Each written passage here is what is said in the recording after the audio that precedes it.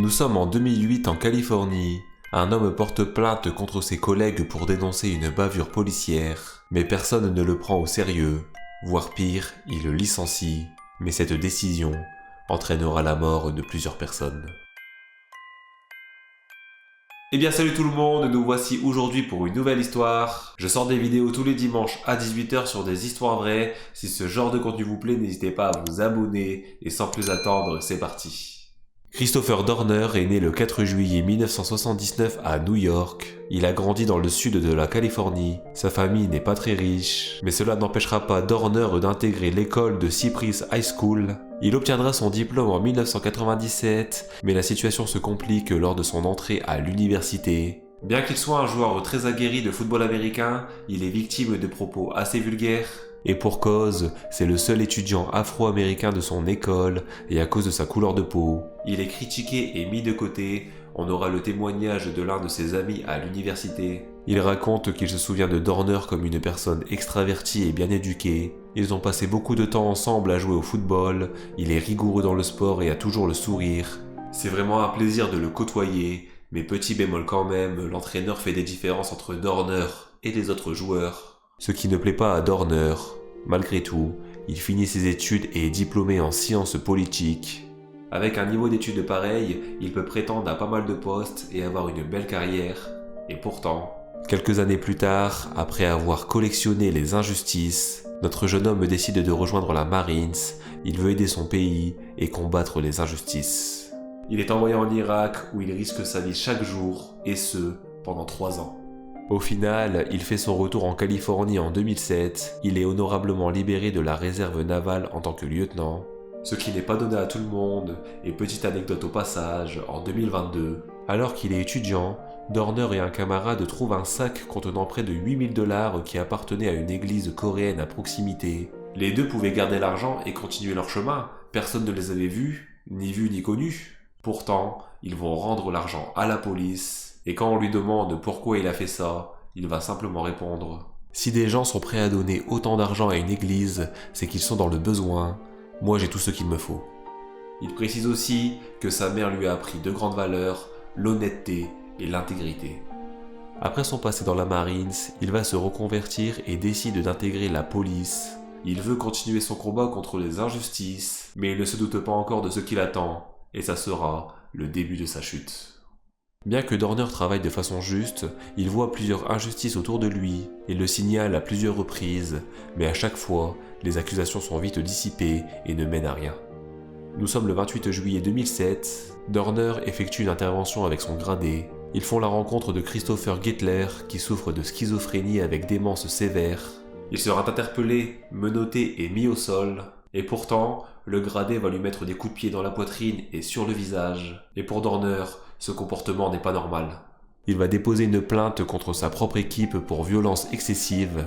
La police enquête sur la plainte, examine les allégations contre le gradé. Le déroulé de l'enquête va durer à peu près 7 mois. Pendant ce temps, les deux personnes concernées, Dorner et le gradé, seront mis à l'écart. Ils effectuent des tâches administratives et ne sont donc pas sur le terrain. Et au bout des 7 mois, malgré le témoignage du père qui précise que son fils a bien été violenté par un policier, mais vu le manque de preuves et le manque de témoignages, on ne peut pas savoir ce qui s'est réellement passé. L'enquête conclut qu'il n'y a eu aucun coup et Dorner est considéré comme un menteur. Nous sommes le 5 septembre 2008. Christopher Dorner est licencié par la police pour avoir fait de fausses accusations contre son gradé. Son avocat déclare qu'il a été traité injustement et qu'il est le bouc émissaire de cette affaire. Il a bien tenté de faire appel, mais la Cour suprême confirme la décision et Dorner sera bien licencié.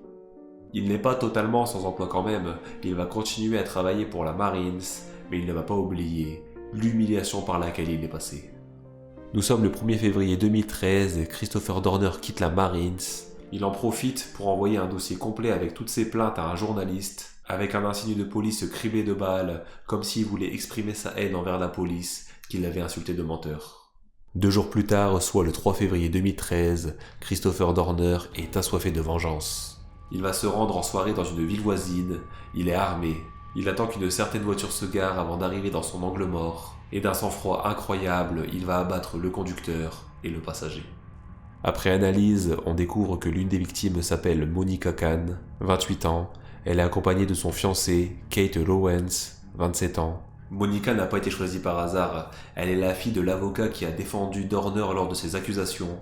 Le lendemain, il va publier un statut Facebook de 11 000 mots sur Facebook. Dessus, il raconte son expérience dans la police et de l'injustice qu'il a subie. Il demande également des aveux publics qui précisent que son gradé a bel et bien frappé excessivement la personne interpellée, et si cela n'est pas fait, il s'en prendra à toute la famille de son avocat. Parce que oui, son avocat est en fait l'ancien capitaine de son unité, et pour Dorner, celui-ci a mal fait son travail et il est corrompu comme tous les autres. À la fin du texte, il est écrit le nom de 40 policiers qu'il est prêt à tuer. Il dira même « Malheureusement, c'est un mal nécessaire que je n'apprécie pas, mais que je dois faire et accomplir pour qu'un changement se produise au sein de la police et pour récupérer mon nom et laver mon honneur. » Dorner est seul, il n'a pas d'enfant, n'a pas de femme, et en plus de ça, il a subi un entraînement rigoureux avec la Marines. Et ça, les policiers en ont peur. Ses menaces sont prises très au sérieux, cet homme n'a rien à perdre, on voit qu'il est prêt à donner sa vie pour défendre sa cause. Après cette annonce, la police sera vigilante et des patrouilles seront déployées plus que d'habitude. Une vraie chasse à l'homme commence. Nous sommes le 7 février 2013, il est 1h45 du matin. Une patrouille de police est appelée en renfort pour un homme qui se balade en camionnette grise et qui ressemble fortement à Dorner. Une fois sur place, les deux policiers sont confrontés à notre homme, et sans hésiter, ils leur tirent dessus. L'un sera blessé, l'autre tué. Michael Crane est abattu d'une balle dans la tête, les enquêteurs parlent de lui comme un policier remarquable, il avait environ 11 ans de service, mais il était aussi le père de 2 enfants. Son binôme, lui, sera grièvement blessé, mais ses jours ne sont pas comptés. Après la fusillade, Dorner remonte calmement dans sa voiture, reprend la route, dans un calme incroyable comme si de rien n'était. La police est en alerte totale. Ils recherchent une camionnette grise et arrêtent tous les véhicules qui ressemblent à celui de Dorner. Malheureusement, la panique est au rendez-vous, et pendant un simple contrôle, la police va abattre 2 femmes qui n'avaient aucun lien avec cette affaire. Quelques heures après, la camionnette sera retrouvée calcinée près d'une caserne de pompiers. Tous les alentours sont fouillés, mais la police ne trouve rien. Ils ont perdu la trace de Christopher Dorner. 2 jours plus tard, la police manque cruellement d'informations. Il propose une récompense d'1 million de dollars, ce qui est énorme, pour toute déclaration qui mène à l'arrestation de notre homme. Le 12 février 2013, un couple tombe sur notre fugitif dans leur maison. Il va les bâillonner, les attacher. Il explique qu'il ne leur veut aucun mal, il va juste voler leur voiture pour pouvoir s'enfuir. Le couple n'a pas d'autre choix que d'accepter. Pendant quelques jours, le quotidien de Dorner se résume à voler une voiture, l'abandonner et ainsi de suite. Sauf que la police est à ses trousses et ne le lâche pas. Il est sous pression, un échange de tirs a lieu pendant la cavale, 2 officiers sont touchés et transportés au centre médical. Le premier est soigné, mais le deuxième, Jeremy McKay, perd la vie. Il laisse derrière lui une femme et 2 enfants. La chasse continue et Dorner est acculé. Il se réfugie dans un chalet où il force la porte pour rentrer. Il sait que le combat qu'il mène sera sûrement le dernier. La police a tenté de le faire sortir en utilisant des gaz lacrymogènes, mais sans succès. Ils font appel à un véhicule de démolition pour abattre la plupart des murs du bâtiment, tout en tirant des grenades à lacrymogène dans le chalet, mais la réaction du gaz entraîne un incendie. Plus personne ne peut rentrer dans le chalet, sauf que Christopher Dorner ne sort toujours pas, et après quelques minutes d'attente, un coup de feu retentit. Le 13 février 2013, il est signalé que des restes humains sont retrouvés brûlés dans le chalet. Le corps sera emmené auprès des médecins légistes et après autopsie, on peut confirmer que le corps calciné était bien celui de Christopher Dorner et la cause de la mort n'est autre qu'une balle dans la tête décernée par lui-même. En avril 2013, le département de police de Los Angeles a versé un règlement de 4,2 millions de dollars à la famille de Margie et Emma, les 2 femmes qui ont été abattues par erreur par la police.